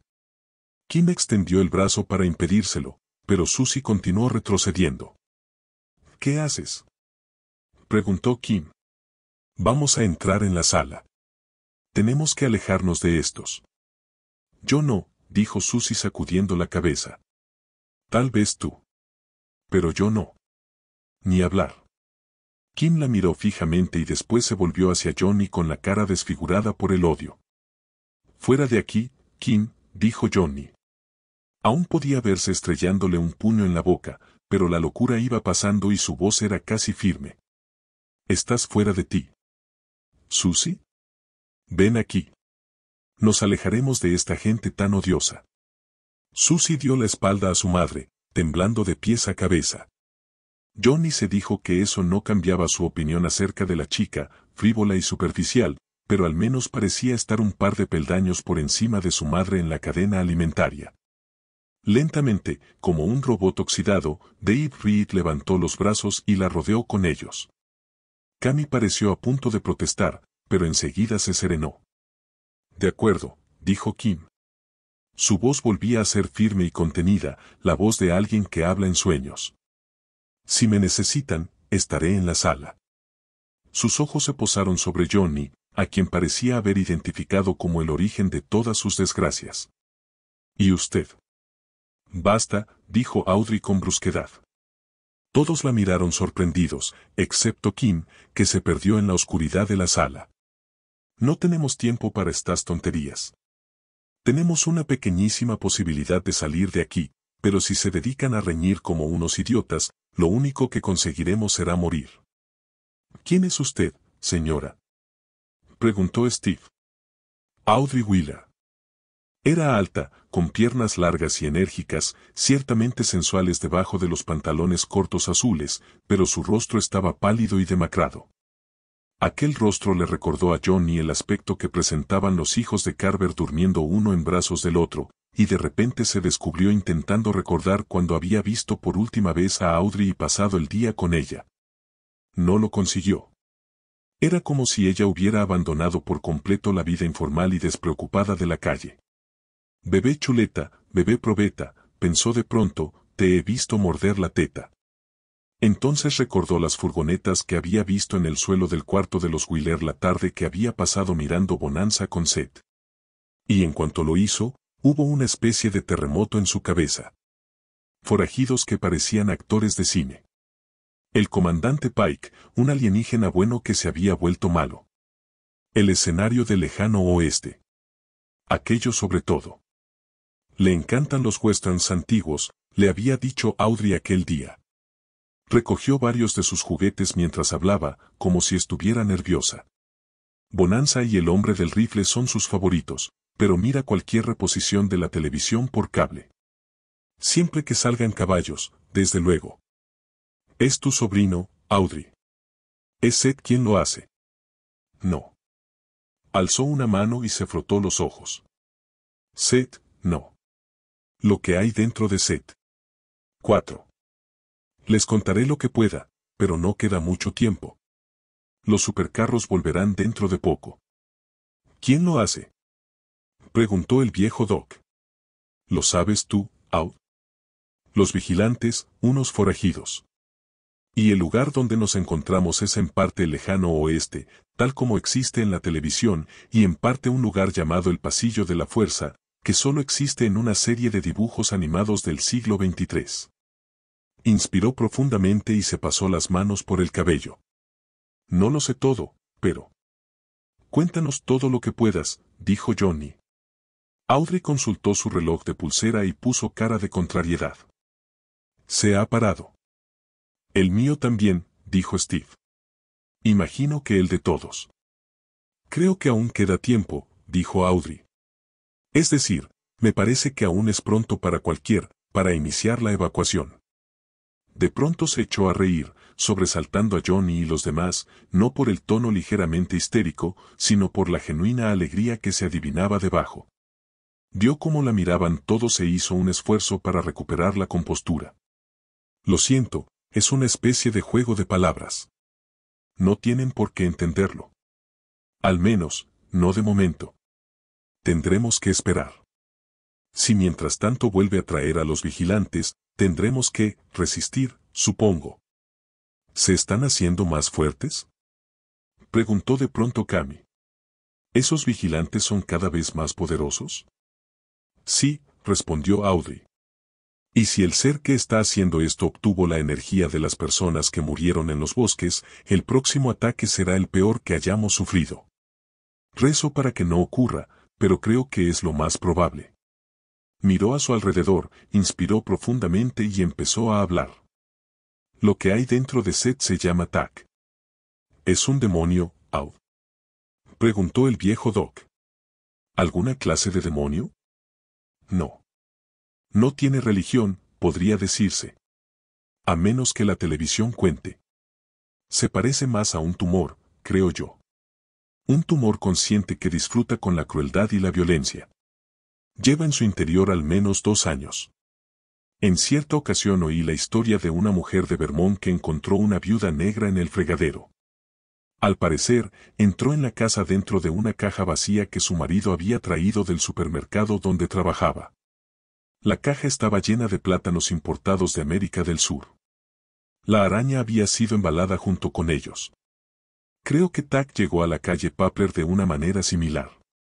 Aunque en este caso se trata de una viuda negra con voz. Llamó a Seth cuando él y su familia cruzaban el desierto de Nevada. Percibió que alguien a quien podía utilizar pasaba cerca y le llamó. Bajó la vista hacia sus manos, que mantenía firmemente entrelazadas sobre el regazo. Kim Geller estaba ahora en pie junto a la puerta de la sala, atraída por la historia de Audrey. Esta volvió a levantar la vista y habló para todos, pero sus ojos se detenían en John una y otra vez. Creo que al principio estaba débil, pero no tanto como para no comprender que la familia de Seth suponía una amenaza para él. No sé cuántos sabían o sospechaban, pero recuerdo que mi última conversación telefónica con mi hermano fue muy extraña. Creo que Bill podía haberme contado muchas cosas, si Tak se lo hubiera permitido. ¿Puede hacer eso?, preguntó Steve. ¿Controlar a la gente de ese modo? Ella señaló con un gesto su boca hinchada. Esto lo hizo mi mano, dijo Audrey, pero yo no la dirigía. Cristo, exclamó Cynthia. Miró nerviosamente los cuchillos que colgaban de sus guías de acero magnetizado, junto al mármol de la cocina. Eso es malo, muy malo.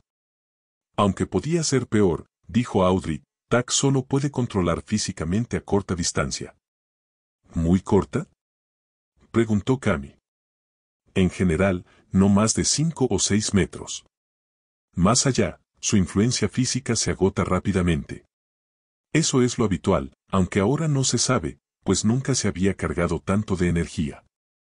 Dejen que cuente su historia, dijo Johnny. Sentía el paso del tiempo casi como algo tangible que se les escurría de entre los dedos. No sabía si Audrey le había contagiado esa sensación o si procedía de su interior, pero no le importaba. Tenían poco tiempo. Nunca había tenido una intuición tan clara en toda su vida. Les quedaba muy poco tiempo.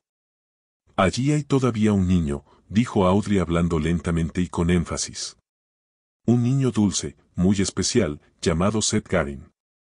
Y lo más despreciable es que Tak ha utilizado lo que el niño ama para llevar a cabo su matanza.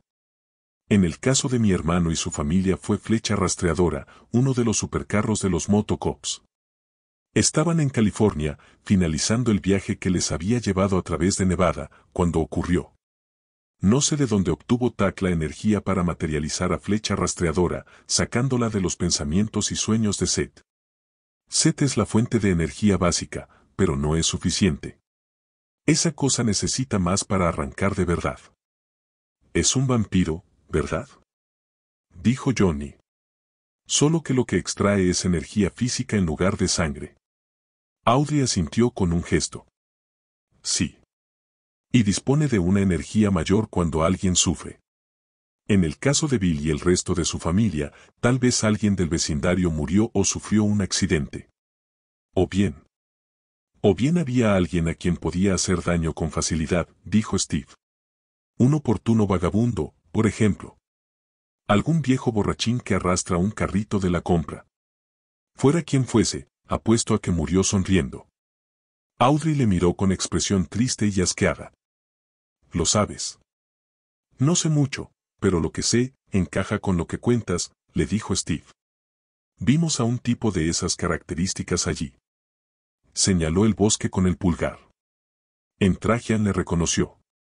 Dijo que había estado en la calle 2 o 3 veces desde principios de verano. Entró en el radio de influencia físico de tu sobrino, ¿verdad? ¿Cómo? No lo sé, dijo ella sin entonación. Seguramente yo no estaba.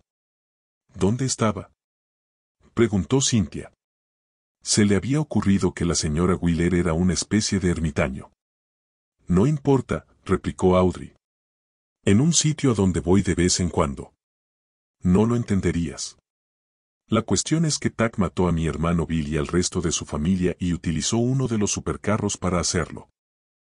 Quizá entonces solo podía tocar un trombón, pero ahora tiene a toda la orquesta, ¿no? Preguntó Johnny. Audrey apartó la vista de los demás y se mordió los labios, que parecían secos y agrietados. Bev y yo le acogimos y en algunos aspectos, en muchos aspectos en realidad, nunca lo lamenté. No podíamos tener hijos y él era un niño adorable, un verdadero encanto de niño. Alguien habrá amado también a Hitler, dijo Cami Reed con voz seca y áspera. Audrey la miró sin dejar de morderse los labios y después se volvió hacia Johnny, implorando su comprensión con la mirada. Él no quería entender, no después de lo que había ocurrido, y especialmente no después de ver la terrible deformación del rostro de Jim Reed cuando la bala se enterró en su cerebro. Pero pensó que en cualquier caso la comprendía un poco, le gustase o no. Los primeros 6 meses fueron los mejores.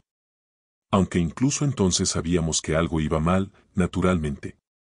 ¿Lo llevaste al médico? Preguntó Johnny. No habría servido de nada. Tack se habría escondido. Las pruebas no habrían demostrado nada, estoy casi segura de ello. Y entonces, más tarde, cuando llegamos a casa. Johnny estudió su boca hinchada. Debió castigarte, dijo. Sí. A mí y a, su voz vaciló, se quebró y prosiguió en un tono que era poco más que un susurro. A mí y a Herb. Herb no se suicidó, ¿verdad? Preguntó Tom. Le asesinó ese ser, Tack. Ella volvió a asentir. Herb quería liberarnos de él. Tack lo percibió y descubrió que no podía utilizar a Herb para algo que quería hacer. Mantener relaciones sexuales, experimentar el sexo, conmigo. Herb no se lo permitió. Eso hizo enfadar a Tack. Dios mío. Exclamó Brad. Mató a Herb y se alimentó de su energía. Después de aquello, Seth solo fue su rehén, pero no necesitaba nada más para mantenerme a raya. ¿Porque lo amas?, dijo Johnny. Sí, es verdad, porque lo amo. No era desafío lo que percibió Johnny en su voz, sino una extraña y terrible vergüenza. Cynthia le pasó una servilleta de papel, pero Audrey se limitó a sostenerla en la mano como si no supiera para qué utilizarla. Así que, en cierto sentido, supongo que mi amor es el responsable de todo lo que ha ocurrido. Es terrible, pero cierto. Volvió sus ojos lacrimosos hacia Cami Reed, que estaba sentada en el suelo y rodeaba con un brazo al hijo que le quedaba. Nunca creí que llegaría a esto. Tienen que creerlo. Incluso después de que expulsara a los Hobart y matara a Herb, yo no tenía ni idea de sus poderes, del alcance de sus poderes. Cami la miró sin decir nada y su pétrea expresión tampoco reveló nada. Desde que Herb murió, Seth y yo hemos vivido tranquilos, dijo Audrey.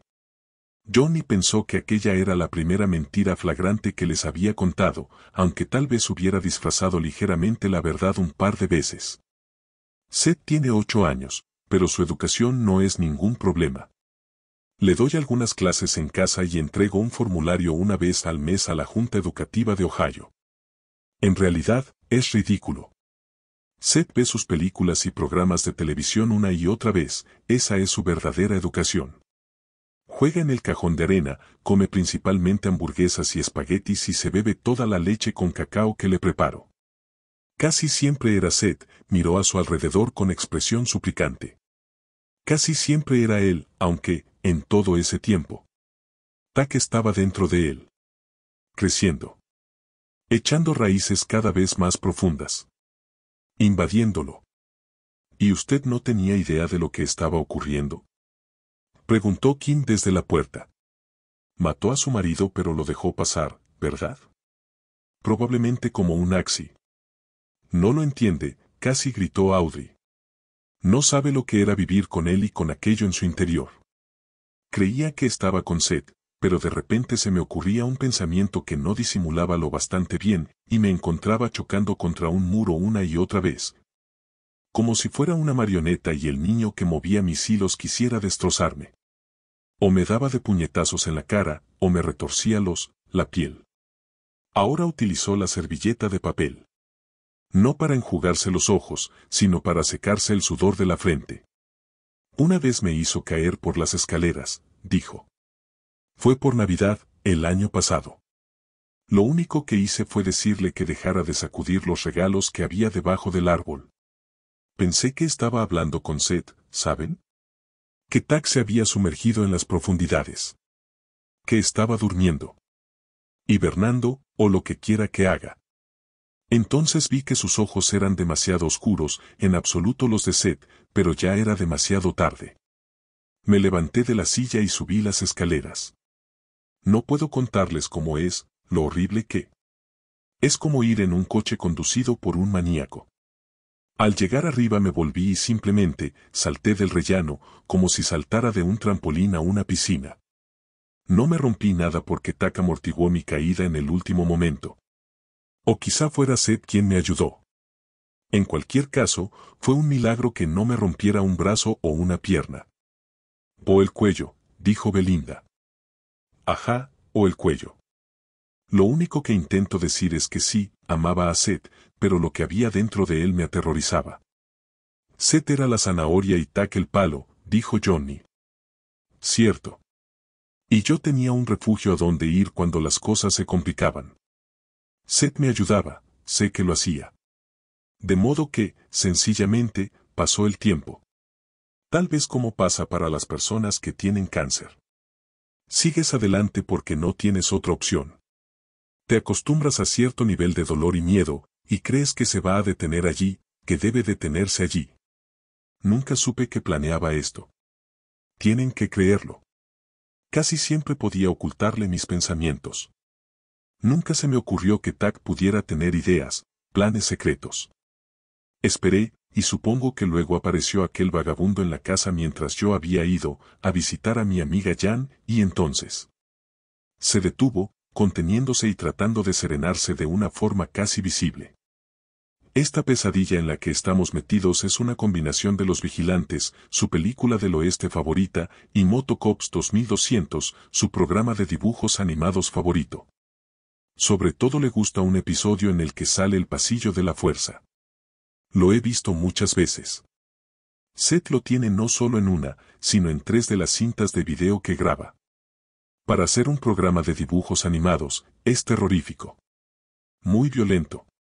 A Seth le daba mucho miedo, se meó en la cama 3 noches seguidas tras verlo por primera vez, pero también le entusiasmaba.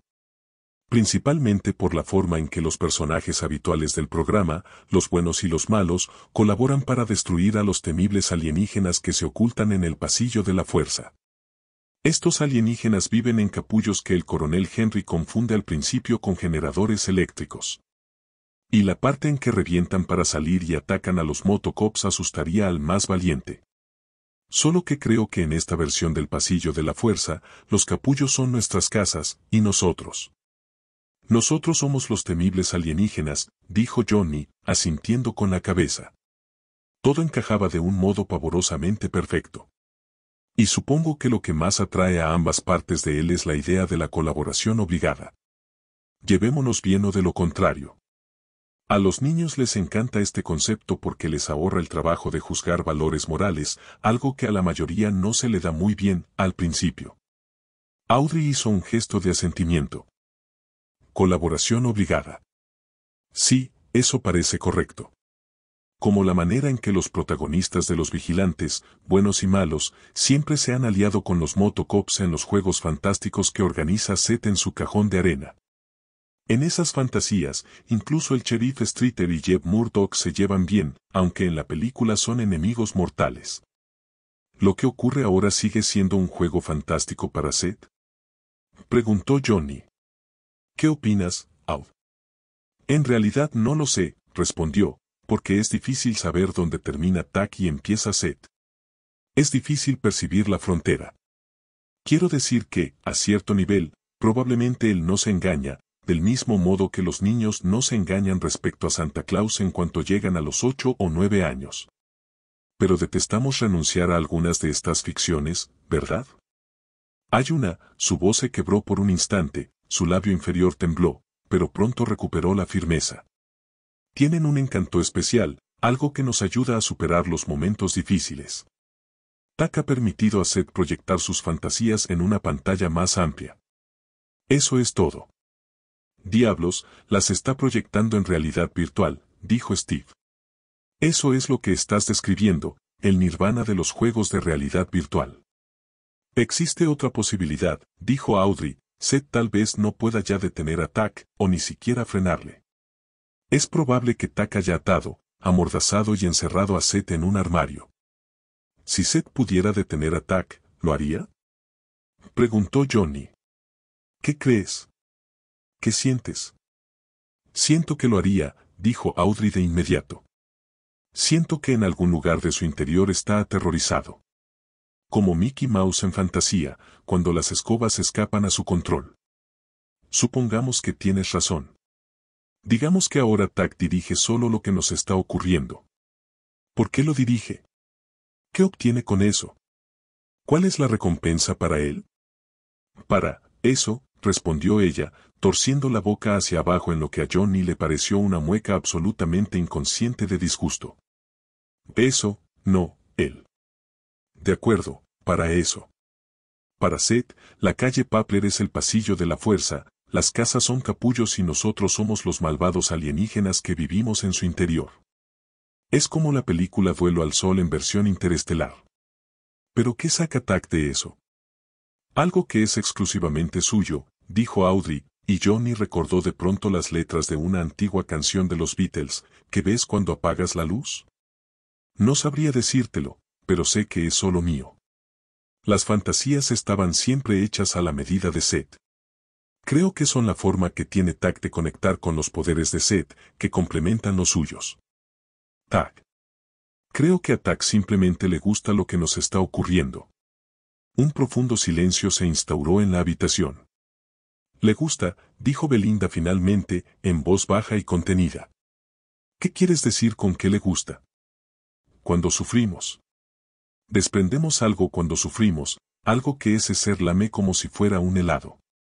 Y cuando morimos, es aún mejor. Entonces ni siquiera tiene que lamer. Puede tragárselo entero de un bocado. Entonces somos su cena, dijo Cynthia. Es lo que está sugiriendo, ¿verdad? Para Seth somos un videojuego y para ese Tak, somos la cena.